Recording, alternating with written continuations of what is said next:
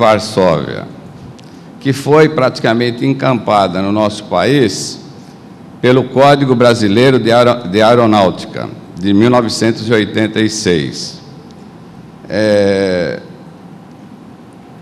Segundo a doutrina e também a jurisprudência, trata-se aí a responsabilidade civil, ela está baseada numa presunção de culpa, né? Quando a responsabilidade civil é baseada na culpa, a vítima tem de provar a culpa do autor do dano. No caso, há uma presunção de culpa, e o entendimento também da doutrina, da jurisprudência, de que se trata de uma presunção iuris tantum, ou seja, uma presunção que admite prova em contrário, né? Ainda falando à luz da Convenção de Varsóvia e do Código Brasileiro do Ar,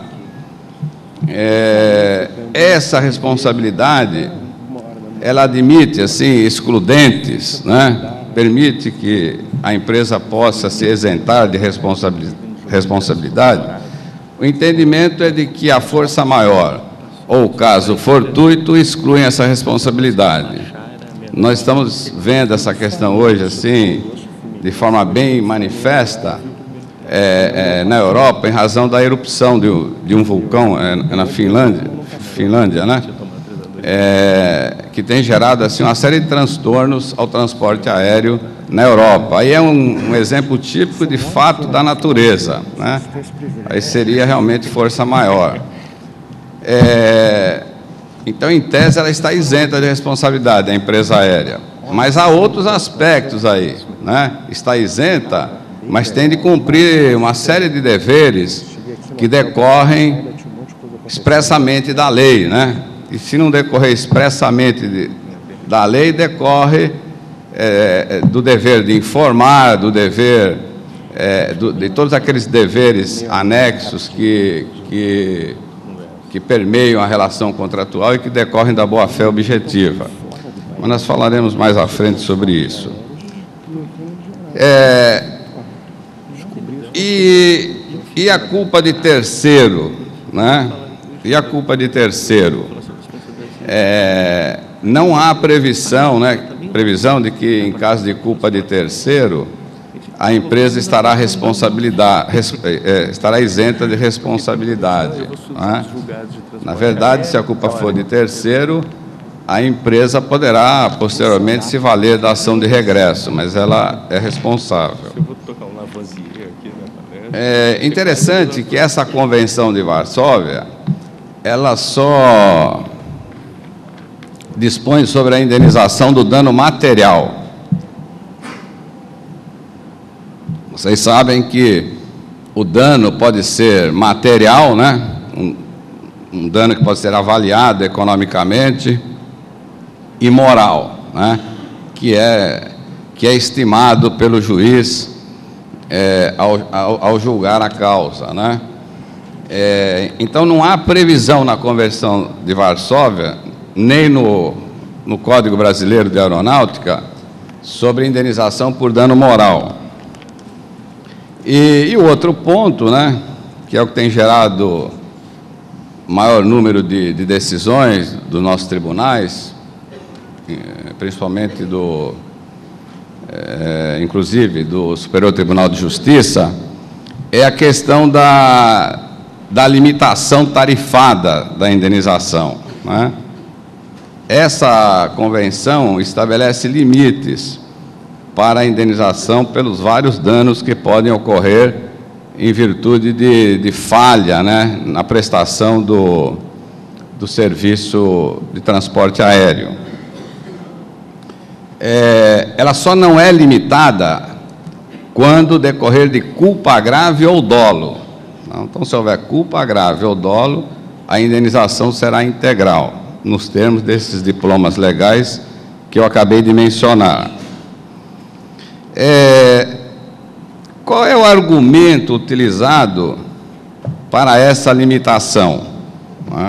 O argumento utilizado para essa limitação é que, na época em que essa convenção foi editada, e mesmo com emendas posteriores, né, o transporte aéreo era visto como mais perigoso, né, que estava sujeito a situações assim em que o piloto não teria como evitar um acidente aéreo, né? Então, se era realmente um transporte perigosíssimo, né, não faria sentido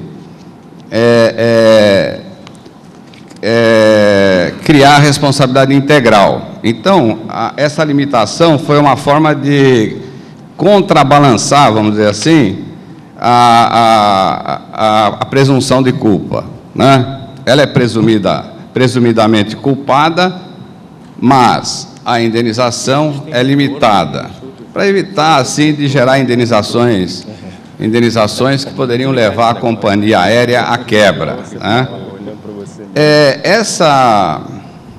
Essa ideia hoje está superada.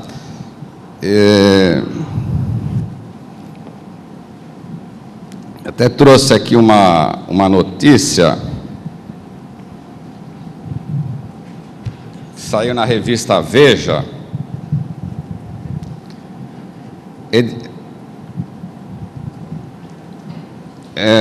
um artigo de 2006, que diz assim, ó: o risco de morrer num acidente aéreo é 29 vezes menor do que andar de carro. Isso aqui é baseado em dados estatísticos, não foi escrito de forma especulativa. É 10 vezes menor do que trabalhar, 8 vezes menor que andar a pé e 4 vezes menor do que andar de ônibus. A fonte dessa reportagem é a Organização Internacional de Aviação Civil, né?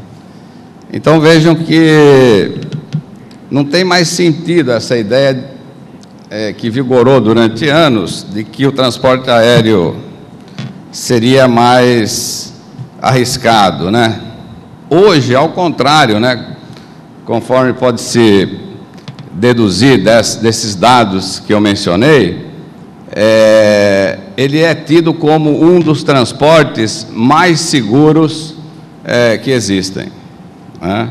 Embora de vez em quando aí ocorrem alguns acidentes aéreos graves, mas estatisticamente está demonstrado que é seguro. Então, a indenização deve ser integral e a empresa deve procurar segurar a sua atividade, né? E, evidentemente, que depois ela vai repassar isso para os preços, né? O que acaba acontecendo. Mas esse tem sido o entendimento atual, esse entendimento que orienta a jurisprudência, como nós veremos mais adiante. Nós falamos, até o momento, dos danos causados aos passageiros, né? Ou danos decorrentes de danificação de cargas, ou então de extravio dessas cargas, né, transportadas. Existe também a hipótese de danos causados a terceiros na superfície, por aeronave em voo, ou em queda, né? Ou manobra, quer dizer, ela pode também estar sendo manobrada e atingir algum funcionário que esteja no aeroporto, né? Nesse caso, o Código Brasileiro de Aeronáutica, ele estabelece que a empresa aérea é responsável de forma objetiva, não há necessidade de indagação da culpa, né? E, como eu já havia dito, o acidente causado por culpa de terceiro não ilide a responsabilidade. Cabe ação regressiva contra terceiro. E há uma súmula do STF a respeito. É a súmula número 187.